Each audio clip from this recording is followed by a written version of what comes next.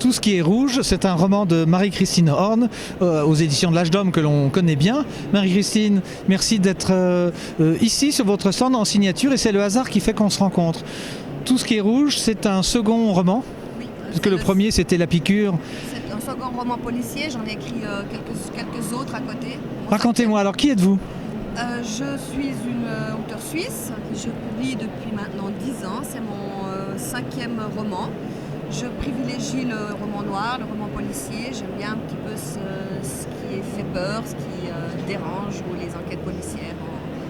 On va faire le pitch un peu de tout ce qui est rouge. L'illustration fait penser que c'est peut-être un petit peu trash. Qu'est-ce qui vous attire dans le roman policier et quelle est l'accroche de ce roman ? Disons que le roman policier permet de dire des choses d'une façon un petit peu détournée qu'on ne fait pas forcément dans un roman conventionnel.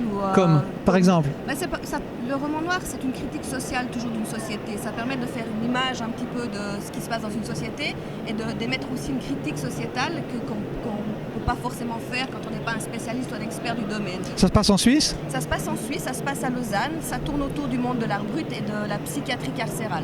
Ouh là là. Vous avez des modèles dans les auteurs du panthéon du roman policier, c'est Simon, c'est les Américains, vous avez... J'ai un peu plusieurs modèles, enfin des modèles peut-être pas forcément, mais en tout cas des auteurs fétiches qui sont autant dans les auteurs anglophones comme Minette Walters ou dans les auteurs français comme Fred Vargas ou dans les auteurs suisses comme Joséphine Cardona. Ah oui, donc c'est quand même assez pointu. Vous avez toujours écrit ou bien l'écriture est une seconde vie ? J'ai toujours écrit. Même si vous êtes très jeune. C'est gentil, bien fait de venir. Oui, un client et un compliment. Il y a des gens qui sont doués pour les maths, d'autres pour le dessin. Moi je ne sais pas tenir un pinceau. Par contre, l'écriture a toujours été mon domaine de prédilection et ce que j'aime le plus faire. Lire et écrire.